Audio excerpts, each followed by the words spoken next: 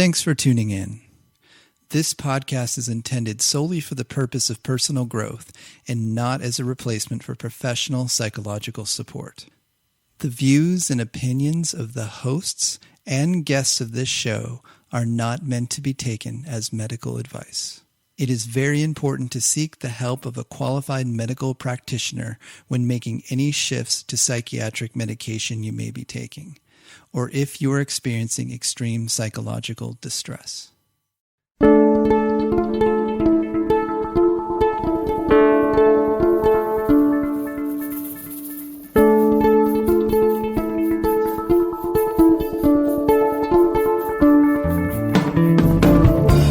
Welcome to The Drummer and the Great Mountain, a podcast where we share effective tips and practices for working with adults ADD, ADHD in a natural, effective way without the use of medications. Each episode, join me, your host, Batman Saram, along with the author of The Drummer and the Great Mountain, Michael Joseph Ferguson. Join Michael and myself in an interactive discussion of sharing our stories as we journey together in transforming what can be the gift of being what we call hunter types. This podcast is intended to be your audio companion to the book written by Michael, who joins me each episode where we both will strive to foster dialogue, give you our personal insights, and share both of our experiences on this similar path that we are all on. Our intention and hope is that along with the book, this podcast gives you an additional perspective as you listen to us delve deeper into each chapter of the book to give you even more tools to go along with what it is that you are reading. Visit us at drummerandthegreatmountain.com to purchase the book and look for more tools, tips, and updates, as well as giving us feedback on this podcast.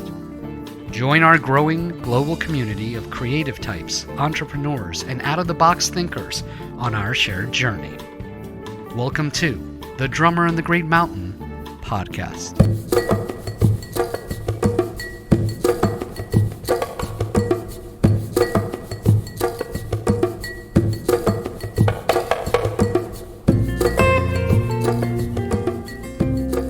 Welcome, everyone. Thanks for tuning in. I'm your host, Michael Joseph Ferguson. How are you all doing? This has been a crazy couple months. I hope you guys are well and you're safe and your spirits are okay. You're feeling good. Even with everything going on, I hope you guys are okay. On today's podcast, as promised, we are going to be covering meditation. So specifically, we'll be talking about why meditate. So what's the purpose of doing this in the first place? We're going to talk about 3 specific meditation techniques that you can explore. There's so many out there, but these are 3 that I've utilized and used for many, many years. So I feel like I can speak confidently about them and the effects that they've had on me, and also give you some tips as to how do you maintain a meditation practice? How do you keep it going? That's the big challenge for us hunter types. It's like, okay, doing it maybe once or twice, we can do that, but then getting it as part of our schedule, that becomes sometimes a little difficult. So we're going to be covering why meditate, 3 meditation techniques to explore, and then maintaining a meditation practice. So a couple of quick announcements. A close friend of this podcast, the novelist Warren Goldie, author of the book Waking Maya, just wrote an article about this work and posted it to medium.com. The article is called The Hunter Type, A Holistic Approach to Managing Adult ADHD. It's a really thorough introduction to the topics we discuss on this podcast. It's really, really worth the read. I was pretty floored when I read it. So I'll leave a link to the article in the podcast description. And if you haven't already, many of you have already read it, but if you haven't already, check out Waking Maya. It's a metaphysical fiction novel that's outstanding. I will leave a link to that as well in the description. Warren and I worked together back in the late 90s. I met him after he finished working on Steven Spielberg's Shoah project. And then the project that we ended up working on got nominated for Smithsonian Innovation Award, which is pretty amazing. We were both kind of like, whoa, I can't believe that just happened. So we go way back, and it was just super cool to check out that article and see what was his perspective on this work. So again, I will put a link to both of those in the description, and check those out. Also, I just want to say thank you to all of you who showed up to the last Hunter Type gathering. Man, it was fantastic connecting with all of you. We had a great turnout, and I know many of you have been emailing and asking when we're going to do it again. We will most likely do it at the end of this month. We'll do another one. Just because we had such a great response from it. So if you're interested, we probably won't announce it on the podcast. I don't know if I'll put out another podcast between now and then. So please, if you want to get the link to that, please join the email list and we'll send out as soon as we have the final date for that.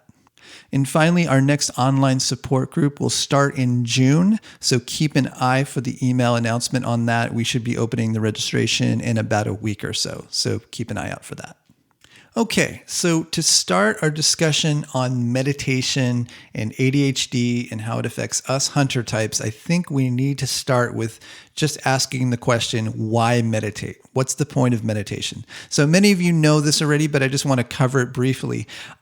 Scientific studies have shown, and I will link to one of those in the description of this podcast, that for ADHD, meditation can reduce anxiety. So that's one of our classic challenges.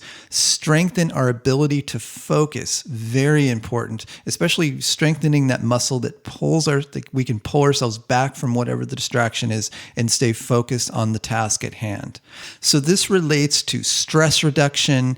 And overall, with those two pieces, it's about reducing the mental chatter that's going on in our head that is often creating the stress and the anxiety, and quieting that down to the point where we can focus on the task at hand.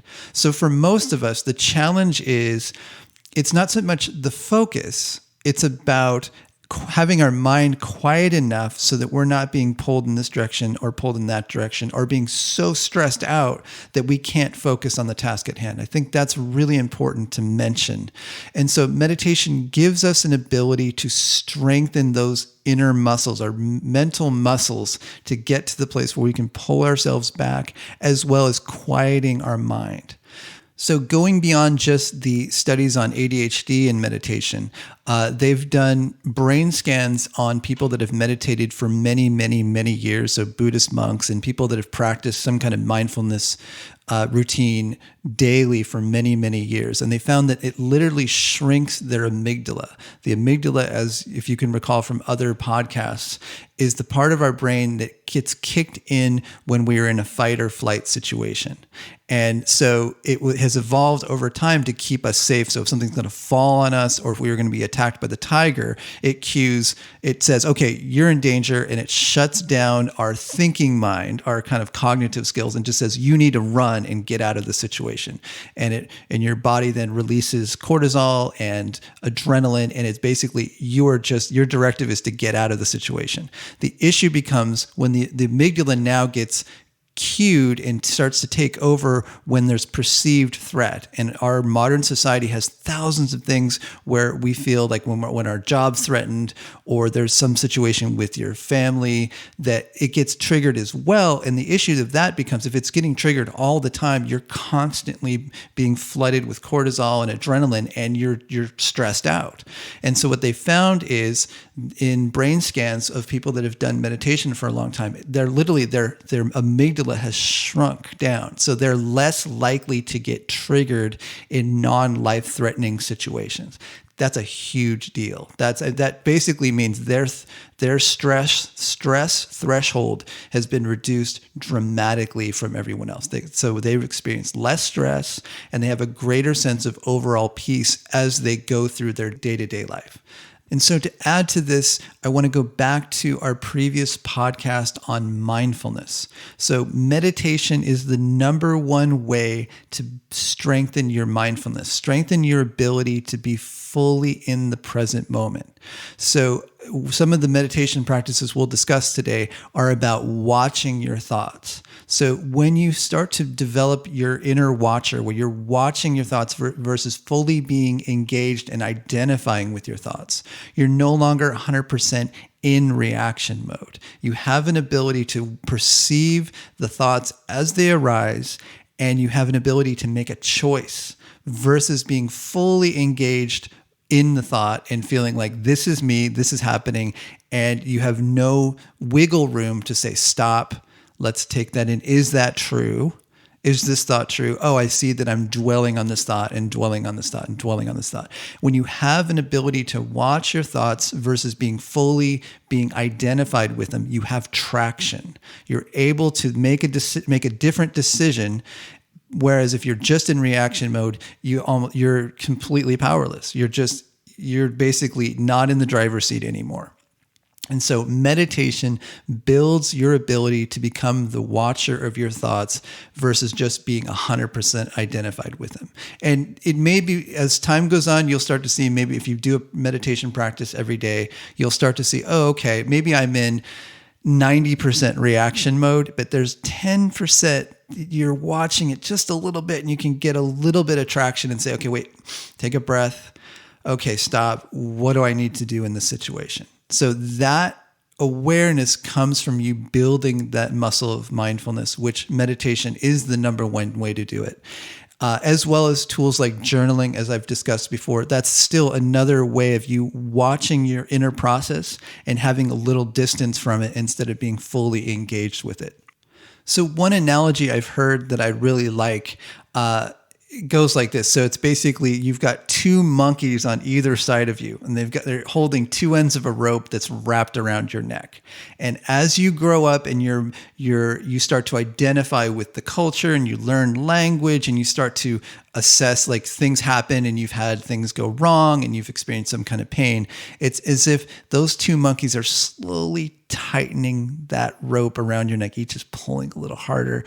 And over time, you don't even realize, because it's happening so slowly, how much mental suffering is occurring, because your ego, that part of you that thinks it's the small little self, gets stronger and stronger, and it becomes more and more and more painful because it happens so slowly, you don't fully realize it. And so when you start meditating and you start to find ways into quieting your mind, you realize how tight that rope has been.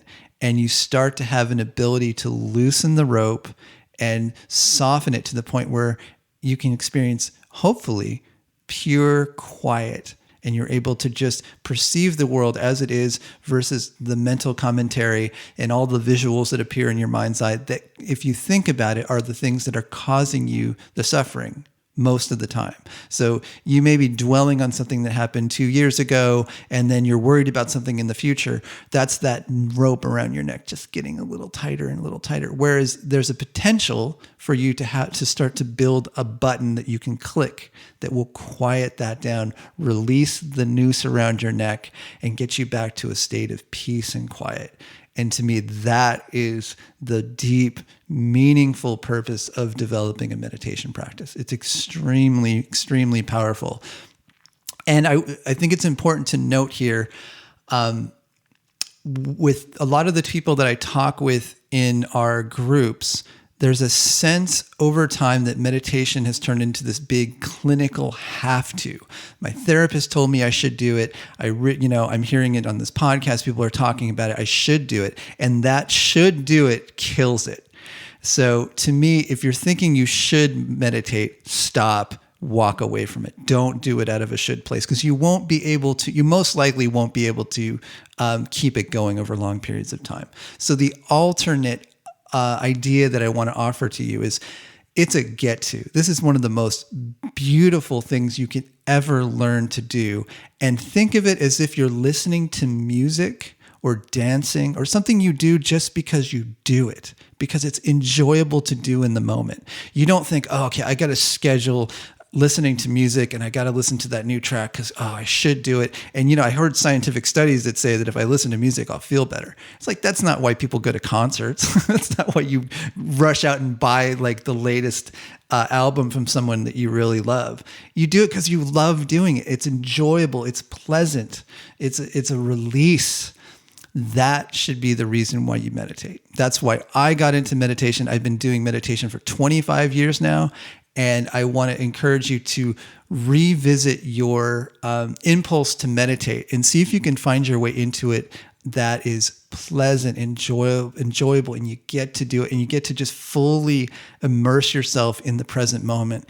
Find a way to quiet the mind down so you can get to these really deep, juicy mental states that you may not have experienced. Maybe you experienced them like fleeting glimpses of them when you were very, very young, before you started to learn language. You might have memories of being very young where it was very peaceful and there was just joy and you were just fascinated by the world around you. That's the reason to meditate.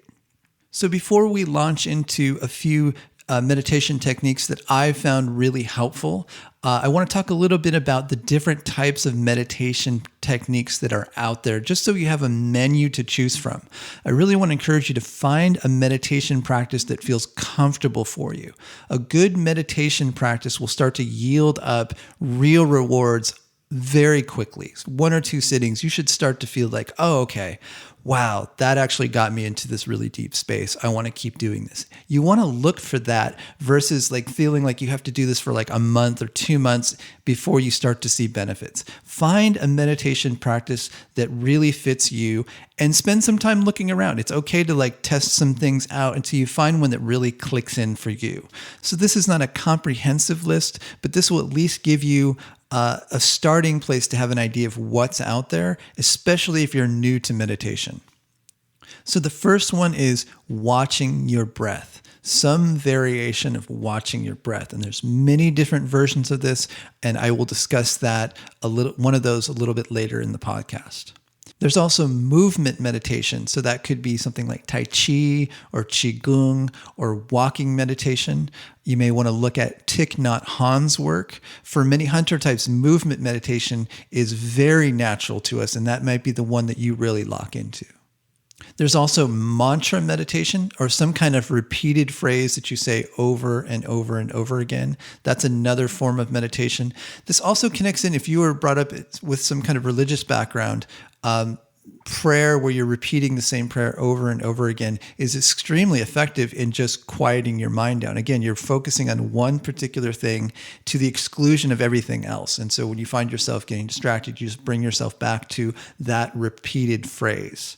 And one example of this is called the centering prayer. This was developed by Thomas Keating, who was a Trappist monk. And so he spent most of his life in silence. And he was able to develop a very specific meditation technique that has a fairly large community around it. So that is one that you may be interested in as well. So that's called the centering prayer. I will leave a link in the description for that. There are also meditations that focus on the subtle energy moving through your body. This is another form of really profound meditation practice. Kundalini yoga is one example of that, but there's many examples of just quieting down and becoming aware of the energy as it moves through your body. We are vibrating atoms, and when you become aware that and many of us know, especially as hunter types, when you're feeling really energized, you can feel that energy moving through you. And so the meditation practice becomes becoming aware of that energy movement. And as you refine your consciousness, you'll start to see, oh my gosh, I didn't even realize that this energy movement is happening all the time, and I just wasn't aware of it. There are also meditation practices where you are given something to visualize and maintain that visualization, and that becomes the meditation. Many versions of that as well. So this is not a comprehensive list, but I want to encourage you to find a meditation practice that really fits you and you feel comfortable doing it, because the benefits of meditation are so profound that if you find a practice that really fits you, then you're able to sustain it for longer periods of time and really find the benefits of it. So find something that feels comfortable. Know that there's going to be a little bit of a barrier to entry, especially because we live in a very highly distractible environment with phones and everything going, especially now with COVID and everything going on with that, the heightened anxiety. It may be a little difficult, but push through that a little bit and see if you can set the goal to get to that place where you find that your mind has quieted down. See if you can get to the place where you're like, okay, this practice quieted down the chatter in my head and the visuals that come up in your head that are associated with thoughts. If you can find a practice that does that you have that button that you can click to quiet your mind down, that is something that's going to make a huge difference in your life. So much of what I'm going to be talking about, you can reference from chapter 8 of my book, Drummer in the Great Mountain. Specifically, if you go to page 184, you'll see some of the photographs of some of the sitting positions I'm going to be talking about. Or you can just look them up. I'll mention the terms and then you can just Google them. So posture is really important when you have some kind of sitting meditation practice. And basically that means you want to find a comfortable sitting position that you can maintain for 5, 10, 15, 20 minutes, depending on how long your session is. So the sitting position that I find most comfortable, and I think for most people, this is a good starting place, is called Seiza. That's a Japanese term for proper sitting. So that's basically you kneeling and basically sitting on your ankles with your spine erect. And if you've seen any pictures of people in Japan meditating, it'll look familiar to you. So it's Seiza. That's Seiza. I believe that's the correct pronunciation. So that's a comfortable position because you're kind of resting on your ankles. Your spine is erect, and you can usually sit in that position for longer periods of time. Now, you can also just sit in a chair comfortably with your spine straight and your feet on the floor. That's also totally fine, and you will get the same amount of benefit out of the practice if you sit that way. No problem.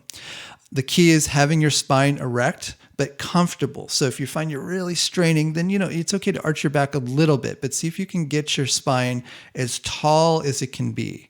Now, if you want to have a little more of advanced practice than sitting cross-legged, sort of Indian style, that could be one sitting position, or even more so lotus position. So that's when you actually wrap your ankles are resting on top of the adjacent knee. Now over time, if you do a lot of yoga, it gets easier and easier to do that. And that becomes a very comfortable position.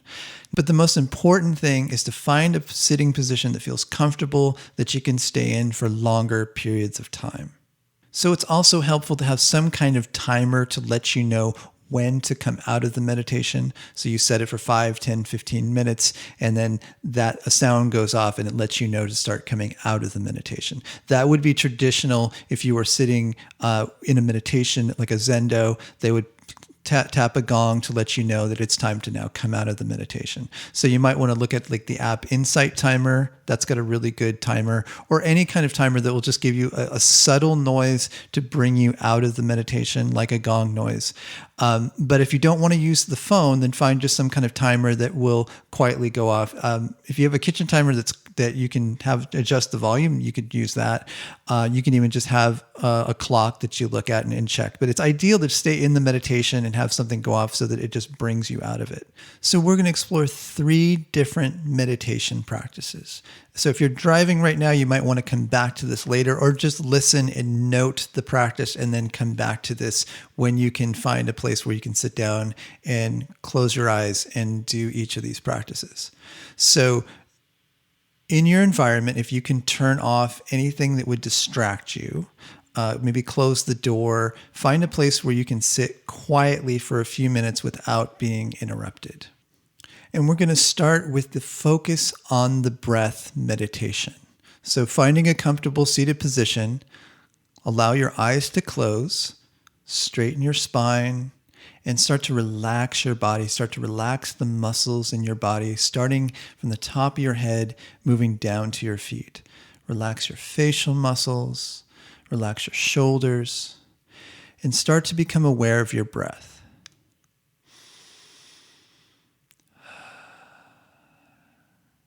And first, just bring your awareness to your stomach and notice how your stomach is expanding and contracting as you're breathing in and out.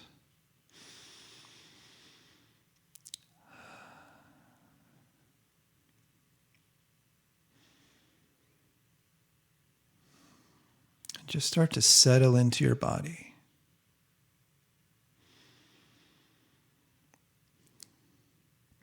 Now you're going to bring your awareness to the point that is the tip of your nose where the air is coming in and going out of your body. And what you want to do, the directive is to rest your attention at the point where air is coming in and going out but you're not following the air in and you're not following it out. You're just resting your awareness at the tip of your nose to the exact point where the air is coming in and going out. And you're just resting your attention there. And if your mind wanders, which it will, slowly and gently bring it back to the breath. Just become aware of that one particular place where the air is coming in and going out. And if images appear in your mind's eye and you start to hear chatter in your head, just again, bring your attention back to the tip of your nose, the point where the air is coming in and going out. And you're not following it in, you're not following it out, you're just resting your attention right at that specific point.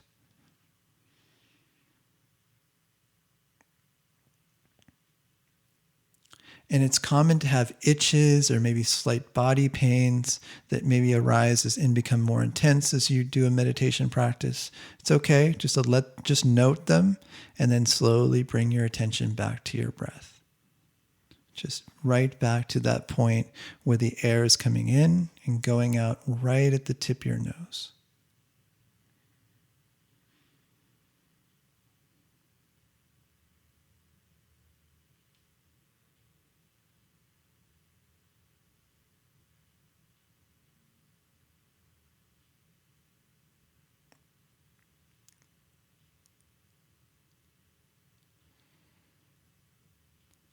Now start to release that focus.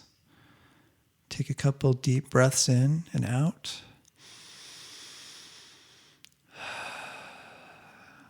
Let your eyes open and then just come back into the room.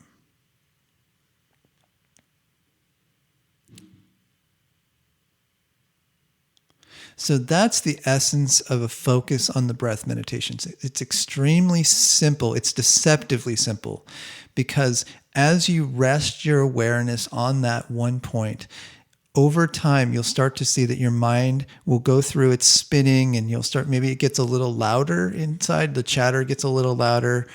But then if you keep coming back to the breath and keep coming back to the breath, you'll start to notice that the chatter starts to quiet down. And then all that's left in your awareness is that one point where air is coming in and going out, coming in and going out. And so if you follow this practice and say you set an initial intention to sit down and do this for 5 minutes in a sitting, and then come back to it the next day. And then after 2 practices, note whether or not you were able to get to a place where you at least noticed a reducing of anxiety and a quieting of your mind. Now, if it felt comfortable and you can sit for even longer, then do that.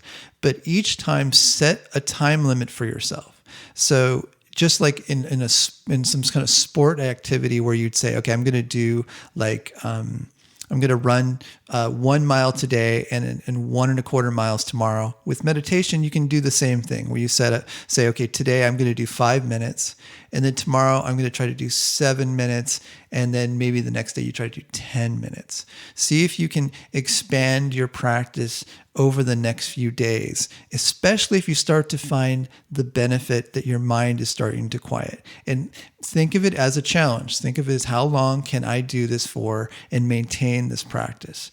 And the tricky part is while you're doing it, don't note how long you've gone. Just the entire directive is to just keep your attention on that one particular point. And over time, you'll start to see if you do this practice for, say, like a week, or maybe you do it like 2 or 3 times in a week. Maybe you can't do it every day, but you do it a few times a week. You will start to notice an increase in your ability to bring your attention back to the thing that you're wanting to focus on, because you're literally building that muscle. As you do this practice and keep your attention on the breath, you can then use that same muscle towards anything else in your life. And the way I think of it is you're building a kind of self-discipline, and self-discipline creates more freedom because you're less likely to get pulled off track, not just for like work tasks, but things that you really care about, things that are most passionate to you. You can use this same muscle to really benefit your life. So I really want to encourage you to try this one meditation out first and try it for a few days and see what impact it has. And if you want to read more about that meditation and you have the book Drummer in the Great Mountain, that's on page 183, and that's Watching Your Breath meditation. This next meditation is called Body Image Talk, or BIT, and you can find this on page 184 of the book. This is directly from the meditation teacher Shinzen Young, and he adapted this from classic Buddhist meditation practices. And this meditation involves bringing your awareness to body sensations, imagery in your mind's eye, and talk, which is like mental chatter and commentary, in that order: body, image, talk, or BIT. So I'm going to walk you through one round of this meditation. And then once you understand the components of it, then you can take it and create a longer practice for yourself. So just as with the previous meditation, find a comfortable sitting position. So either sitting on your ankles, or sitting in a chair with your spine erect, or sitting cross-legged, whatever is comfortable for you. Find a comfortable seated position. Close your eyes and become aware of your breath.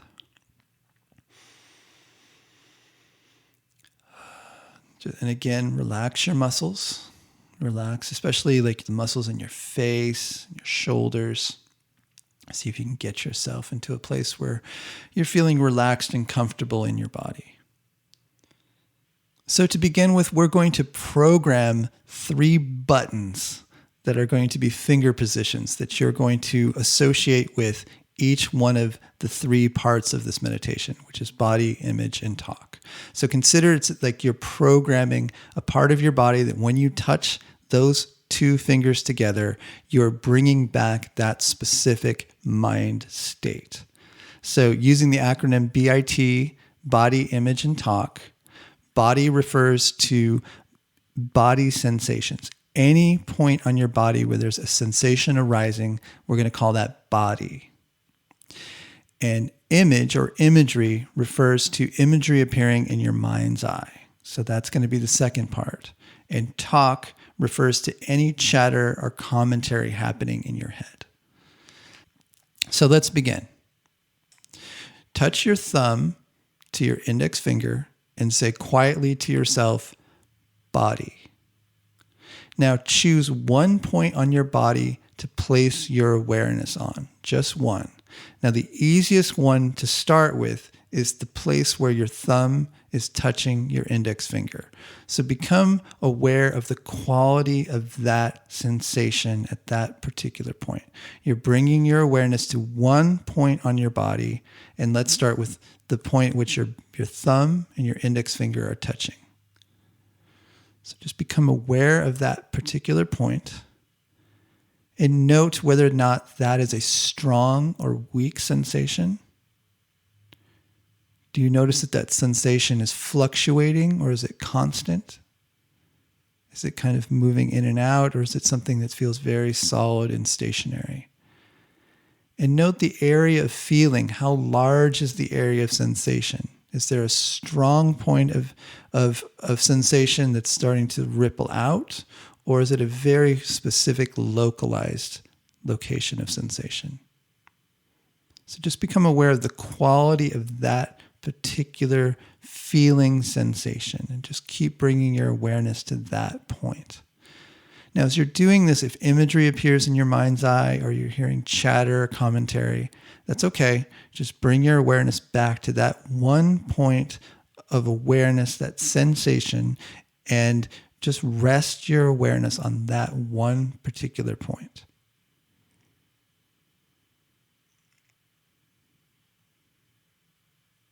Now, release your fingers and release your focus for a moment.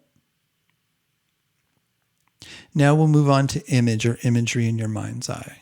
So touch your thumb to your middle finger and quietly say to yourself, image. So touching your thumb to the tip of your middle finger, say to yourself, image. And become aware of the imagery appearing in your mind's eye. So the thoughts as they appear, they will have visual components. And it's as if you're sitting in a movie theater and you're seeing them projected on the screen in front of you. And you're just the watcher watching the imagery as it changes and moves and morphs. So just become the watcher. So if you find yourself falling into the imagery and losing your place as the observer, just bring yourself back to the place of just being the watcher of your thoughts. Now, you may find that these images intensify, or maybe there's uncomfortable images that show up, or pleasant images that show up. Either one, just find yourself in the position of watching the imagery as it appears on the screen. Become aware of it. Now, and sometimes it will become more intense, and in other times it may go completely black. Both are completely normal, and you're doing the meditation perfectly. And if you find that body sensations are starting to pull you, or that talk and chatter that's coming, the inner commentary, if you find those starting to arise, if there's some uncomfortable point of your body, just quietly bring yourself back to being the watcher of the imagery appearing in front of you on the screen.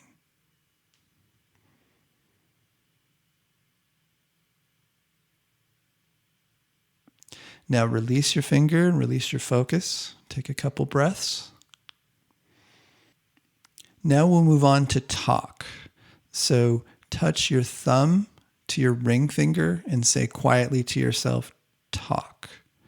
And bring your awareness to in between your ears and start listening to the talk that's happening in your mind. The talk, the chatter, the commentary. Just as with watching imagery, just become aware of it without engaging in it. Just become the listener. Just observe the talk that's happening in your mind as it's saying things, commenting on whatever's happening in the moment. And just become aware of it. Just listen. Just listen to it. And as before, don't engage with it. If you find yourself falling into the storyline or the talk, just come back to that place in between your ears where you're just listening. And you may find that the talk gets louder as you start to do this, or you may find that it goes completely quiet. Both are completely normal, and you're doing the meditation perfectly. If you find yourself getting pulled into body sensations or imagery in your mind's eye, just keep bringing yourself back to being the listener. Just listening to the chat and the talk that's happening, or the quiet.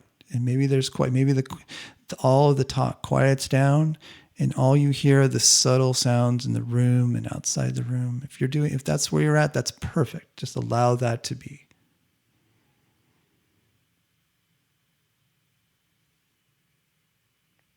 Now release your fingers and your focus and take a deep breath.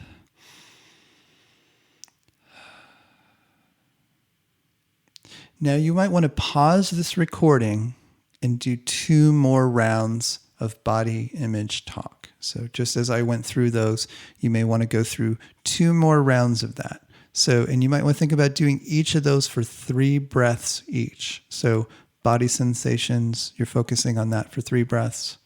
And then you're stopping, taking a breath, then going into imagery awareness, and then stopping, taking a breath, and then going into talk, going for 3 breaths, stopping, and then taking a breath. And then that will be a full round of meditation. So if you choose to, pause the recording and go 2 more rounds of body, image, and talk. And when you're complete, open your eyes, stretch out, stretch your body out, and you've now successfully meditated in a very old practice. There's variations of that practice that go back a very long time. One of the great benefits I found to this particular practice is it showed me undeniably that I can quiet my mind. And there's 2 specific areas that I can denote, which is imagery in my mind's eye and talk, as being the thing that both brings me joy, but also a lot of suffering. So if I can turn my brain off, it's going to happen by those two specific areas quieting down: imagery in my mind's eye and talk. Now, of course, body sensations is a simple one. We know what that feels like. That's very tangible. When we start to talk about what does it mean to quiet our mind, well, it specifically means having the imagery in your mind's eye go quiet and the talk go quiet.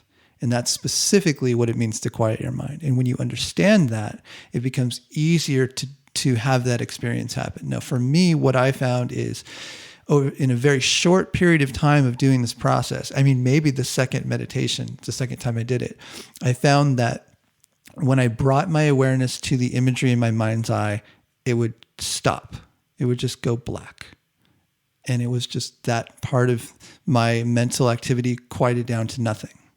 And when I went to talk and became aware of the chatter and the commentary, almost as if you have like a greasy, I don't know if you've ever had this before, if you have a sink with greasy water and then you drop a little bit of soap in it and it just all scatters. That was my experience with talk as well, where I would bring my awareness to it and it would just quiet. And then all that was left was just the sound in the room. There was no mental chatter or commentary. And it was this great feeling of peace.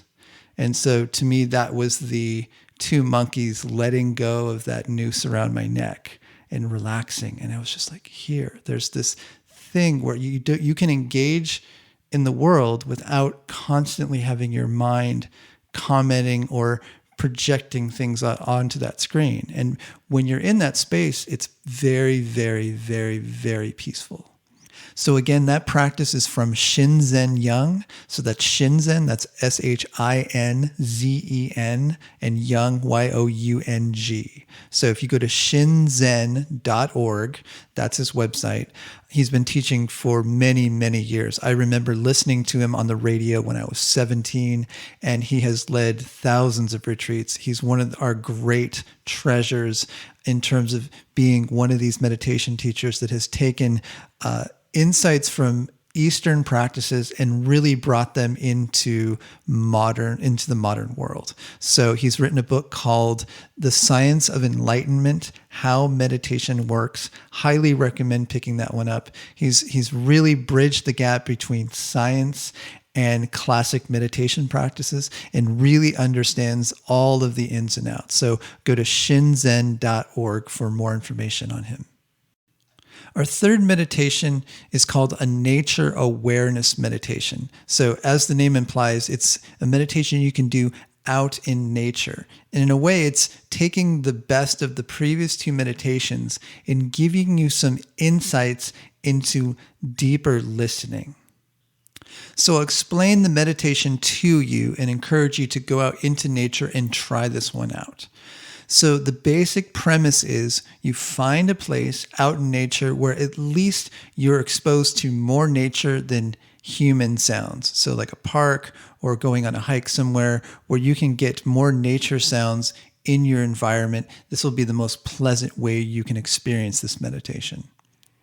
And the directive is basically this. You sit down, you sit comfortably or stand, but ideally you sit and you match the previous two meditations. You sit comfortably somewhere, find a perch, find somewhere where you can sit comfortably on the ground, close your eyes, and bring your awareness to the sounds happening around you.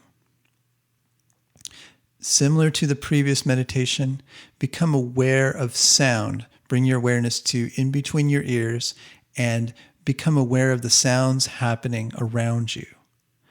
And instead of focusing on any one particular sound, you're becoming aware of all sounds simultaneously. So if you find yourself fixating on one sound or focusing on one sound, come back to your center and become aware of all sounds simultaneously. And so as you continue to do this, you'll become aware of the extent by which you can hear sounds in your environment and how far and how subtle your hearing can be. And again, the directive in this situation is to not allow your consciousness to fixate on any one particular sound. Keep coming back to listening to all sounds simultaneously. And if you find that chatter starts to come into your mind or you start to visualize things, come back to that feeling of expansiveness, that listening expansiveness where you're taking in all sounds simultaneously. And just as with the other two meditations, give yourself a time limit. Even set it, if you have your phone with you, set a timer, give yourself 3 minutes or 5 minutes, and sit quietly and just become aware of the sounds in your environment. And similar to the previous exercise, you may become aware that mental chatter starts to quiet down, and you'll be fascinated by just how much in the environment you can tune into as you quiet your mind down. You'll become aware of subtle sounds happening all around you that you would not have picked up on had you not done this meditation. And I think this meditation in particular is a key one for hunter types, because if you go back to that hunter-farmer model, if we were hunters, we would have to allow ourselves to tune into our environment and listen for every little fraction of a movement, because one, something could kill us, and two, it was part of how we ate. It was part of our survival instinct, is to be able to do this. And so I really want to encourage you to try this one out. This is a fun meditation, and it goes really nicely with the previous two meditations that we discussed. So now let's discuss how to maintain a practice. How do you maintain a meditation practice over a long period of time? For hunter types, this is a big topic. It's important to discuss this because it's often common for us to get really excited about something and then we lose interest and move on. So how do we maintain a meditation practice for a long period of time? So I would say, one, find a good teacher that you really resonate with. Instead of just finding a practice, look for finding a teacher that you really respect, that's a good teacher, that you can tune into their talks or actually meet with them in person so that you have a guide to go through meditation practices with, that you've seen the impact on their life. Connected to this is finding a group that meets regularly, either online or eventually, as COVID quiets down, in person. That's ideal because then you've got a support group around you of people that are practicing meditation with you. It gets easier because you're not trying to just use your own willpower all the time to get yourself to do the meditation practice. That's a big ask. And for many of us, that's that's too much. And we need the support of a group to help us maintain our practice.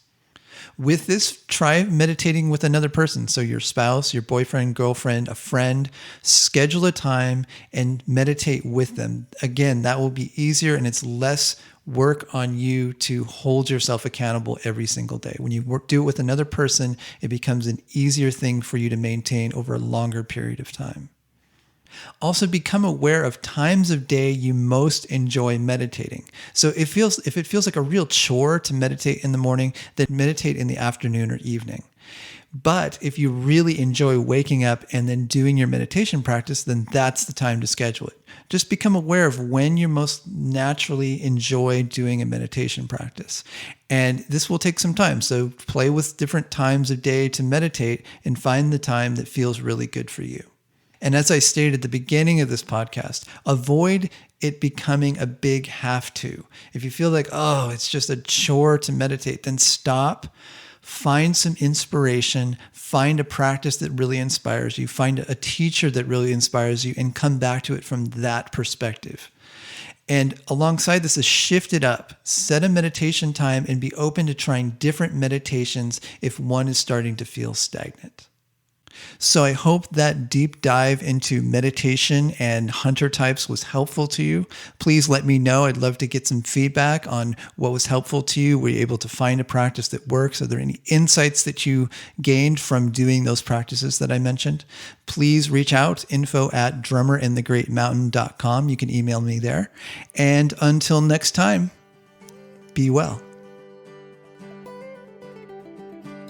Thanks for joining us. If you'd like to learn more about the book, The Drummer in the Great Mountain, visit drummerinthegreatmountain.com. To join us on social media, click the links at the top of the homepage. Help us spread the word. We're a small press and reviews really help. If you've been enjoying the podcast or the book, consider writing a review on iTunes, Amazon, Goodreads, or your podcast app. If you're new to the podcast and want to quickly get up to speed on the concepts we discuss, check out our free 5-day mini course. Visit drummerinthegreatmountain.com/mini course.